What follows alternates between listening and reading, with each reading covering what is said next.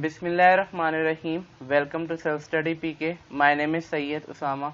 आज हम सीरीज़ और पैरेलल कम्बिनेशन ऑफ रेजिस्टर्स को डिटेल से डिस्कस करेंगे। आगे बढ़ने से पहले हमारे चैनल को सब्सक्राइब कर लें ताकि कोई भी वीडियो आपसे मिस ना हो। तो सबसे पहले हम बात करते हैं सीरीज़ कम्बिनेशन ऑफ रेजिस्टर्स की। हम यहाँ पे एक सर्किट ड्रॉ कर लेते हैं।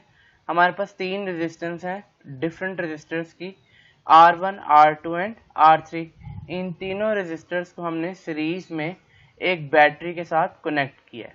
बैटरी या सोर्स ऑफ ईएमएफ चार्जेस को पुश करता है थ्रू आउट द सर्किट और एक पोटेंशियल डिफरेंस मेंटेन करके रखता है। तो लेट्स से जो बैटरी हमें करंट प्रोवाइड कर रही है दैट इज आई।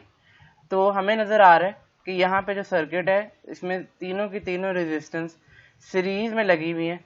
तो जो करंट इस रेजिस्टेंस R1 में से पास करेगा वही R2 में से पास करेगा, वही R3 में से पास करेगा और करंट वापस बैटरी पे इख्तिताम पजीर होगा। तो इसका मतलब है जब हमारे पास डिवाइसेस या रेजिस्टेंसेस सीरीज में कनेक्ट हों तो तमाम रेजिस्टेंसेस में से या डिवाइसेस में से एक ही तरह का करंट पास करता है और हम इसको लिख सकते हैं in the form of equation I1 is equal to I2 is equal to I3। लेकिन हमने ये बात भी देखी थी कि अगर आप मुख्तलिफ डिवाइसेस को सीरीज में कनेक्ट करते हैं, लास्ट जो लेक्चर था कि पोटेंशियल ड्रॉप डिफरेंट होता है और वो डिवाइसेस के मुताबिक होता है। तो यहाँ पे पोटेंशियल ड्रॉप V1 है, इसके क्रॉस पोटेंशियल ड्रॉप V2 है और इसके क्रॉस पोटेंशियल ड्रॉप V3 है। तो जितनी ज़्यादा रेजिस्टेंस होगी उतना ज़्यादा पोटेंशियल ड्रॉप होगा। तो V1 को हम लिख सकते हैं IR1 के इक्वल, करंट हमारे पास सेम रहेगा। V2 को हम लिख सकते हैं IR2 के इक्वल, अगेन करंट हमारे पास सेम रहेगा। और V3 को हम लिख सकते हैं IR3 के इक्वल। स्टूडेंट, हमारे पास अभी जो सर्किट है वो सिंपल सर्किट है, इसलिए हमने ये जो फॉर्मूला लिखा है हम ओहम्स लॉ को अप्लाई कर सकते हैं। आप देखेंगे जब हमारे पास मल्टीपल बैटरीज होंगी और मल्टीपल कम्बिनेशंस होंगे तब हम ओहम्स लॉ को यूज़ नहीं करेंगे बल्कि किरचॉफ लॉ को यूज़ करेंगे, जो इंशाल्लाह ताला हम नेक्स्ट लेक्चर में देखेंगे।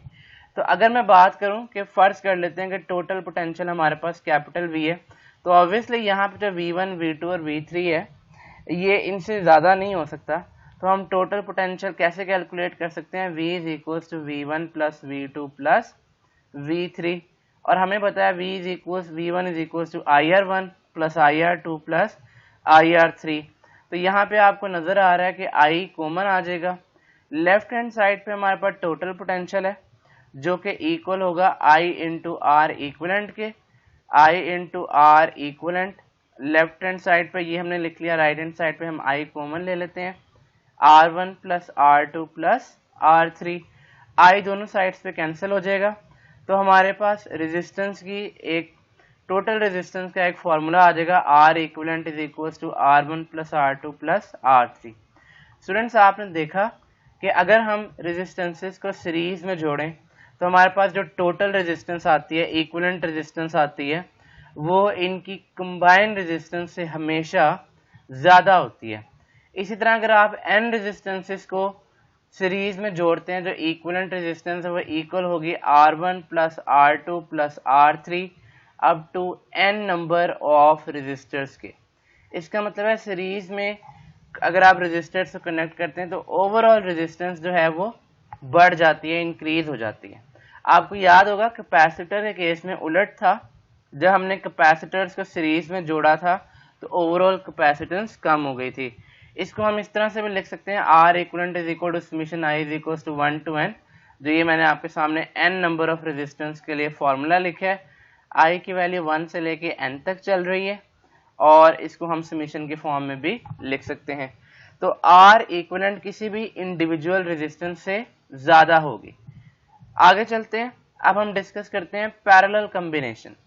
पैरेलल कम्बिनेशन में आप देखो कि हमने डिवाइसेस या रजिस्टर्स को इस तरह से कनेक्ट किया कि एक एंड एक तरफ और दूसरा एंड दूसरी तरफ तमाम रेजिस्टेंस का, और ये फ़र्ज़ कर लेते हैं हमने यहाँ पे बैटरी कनेक्ट किया। मैं यहाँ पे बैटरी को कनेक्ट कर देता हूँ, उससे फ़र्क कोई नहीं पड़ेगा और मैं इसको टर्मिनल A एंड B कह देता हूँ। अब क्या होगा? अब देखें कि हमारे पास जो बैटरी है, अब जो वो करंट सप्लाई करिए, let's say it is I, तो अब करंट के पास तीन रास्ते हैं गुजरने के लिए। यहाँ पे जो करंट होगा वो I1 होगा, यहाँ पे जो करंट होगा वो I2 होगा, यहाँ पे जो करंट होगा वो I3 होगा। लेकिन ये I1, I2 और I3 सारे दोबारा से मिलके करंट I बनाएंगे और बैटरी में एंटर हो जाएंगे। कोई भी करंट हमारे पास ज़ाया नहीं होगा। और दूसरी बात आपको पता है, जब हम डिवाइसेस को पैरेलल में जोड़ते हैं तो तमाम डिवाइसेस के अक्रॉस वही पोटेंशियल रहता है जो कि अप्लाइड बैटरी का पोटेंशियल होता है। इसके क्रॉस भी V है, इसके क्रॉस भी V है और इसके क्रॉस भी V है।